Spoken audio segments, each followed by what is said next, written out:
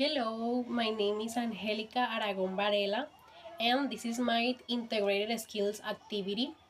So, in this opportunity, I'm going to talk about intelligence and creativity and the relationship between them. So, I'm going to be answering some questions um, about this. So, the first one is, what's your personal concept of creativity, and do you consider yourself a creative person? So, well, I consider creativity is a complex concept, or it's difficult to give a definition that match perfectly, because for me it involves so many areas like architecture, music, painting, um, writing. So I define it like the capacity of a person to create something new in any area, uh, which I mentioned previously. Because, for example, in the case of painting, I consider it is an example of creativity because it involves some techniques, some really hard work to arrive to an exceptional work of picture. For me, that's is an example of creativity. Also, the capacity of a person for writing a story and create some characters and develop it in a story, develop her or his personality of a character in a story. For me, is a really difficult work, and it's an example of creativity for me too. I have to mention, of course, uh, the how hard is um, to create something in the other areas like architecture. Also, it's a difficult it's a difficult work, and also in graphic design. So that's those are examples for me of creativity too. um in order to answer the second question in this is the do you consider yourself a creative person? Well, I would say that I'm not like creative person all the time. Let's say like I have my moments when I have some new ideas, some new ideas at the university when we have some activities or I have to work on this, and I create really unusual and unexpected ideas to develop the work like excellent. Also, I want to say in this question that I'm good in at painting too, but I'm not the best. So yeah, I would say that I creative like for moments, like if not like, oh, she's a really creative person when someone see me, look at me like that. But yeah, I have my moments. Well, the second question is, according to the video Myths of Creativity, the question is, does how does the speaker define creativity and innovation? So, well, the speaker defines creativity as the process of creating something new, a new idea that can match perfectly inside an organization or in the marketplace. I mean, he refers like creating something new for the organization because he's basing on this area. Yeah, his definition is based on this area. And he also says that this new idea have to solve a problem in a specific area of the organization. Well, on the other hand, he defines innovation as the process of how we apply that new idea to the area. I mean, how we scaled it into the organization, how we developed that new idea in order we can scale it inside an organization. That's it. Well, the third question is, Explain in your own words the three myths the speaker mentions in an organizational setting, and say how much you disagree or agree.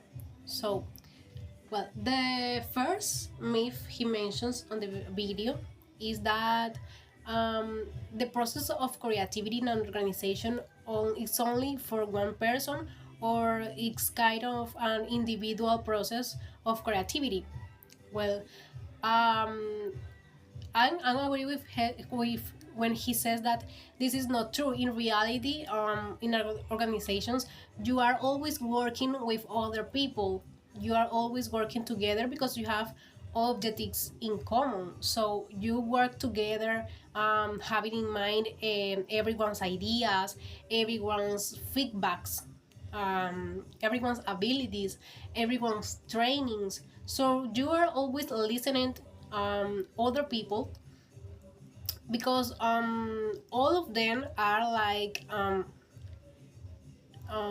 going through a specific objective in an organization. It's not like the decision of only one person, or it's the responsibility of just one person. If is everyone's ideas, and the result depends on everyone's ideas, and that's it. So I don't agree with this idea of creativity is a process of a group of people, and not a process related to only one person. So the second myth is that creativity always has to be fun. Not agree with that, and the speaker also says that creativity has not to be fun always. Why? Because when we are working, I mean, in an organization, or in my case, in a university, when we are working on an activity or on a project, everyone's has to have a professional attitude, and does not even mean that we can't be funny, but we are in a specific activity, and we have to be serious and be concentrated, be focused on that. I mean, it's not creativity has not always to be fun, because that process of create new ideas in the project, for example, in the university, we are concentrated, and we are debating, and we are giving feedback to another's classmates, or co-workers in the case of an organization. And that's exactly has not to be fun, but it has to be serious, and listen to each other. But that's this explanation. That's why creativity it's not always fun, and I don't agree with that also. For the example that I give that I gave. I'm sorry. So the third one is that this idea that, and I agree with the idea that the leader has to know, or has to develop the capacity to listen new ideas from the team, and listen the ideas, and know how to react to that ideas. I mean, not to say yes or not immediately to that. Instead of that, evaluate the idea, or say the co-worker to evaluate for himself or herself the idea, and the leader use give the person some criteria to that person can evaluate properly the idea. So that method can create a comfort relationship between the co-workers and all the team, so they can feel free to give more ideas to the direct to I'm sorry to the leader of the team, and not feel like mad, or prefer not to say anything to the leader. And you know it can develop the creativity of the team too, like the that thinking that the leader is always available for listen any ideas of the team, and that's amazing, I think. Well, let's continue with the fourth question, which is explain in your own words the relationship between creativity and intelligence. Do you think that one is more important than the other? Absolutely not. I mean, why? Because I think creativity and intelligence are a complement. I mean, creativity and intelligence, of course, creativity is a type of intelligence, first of all.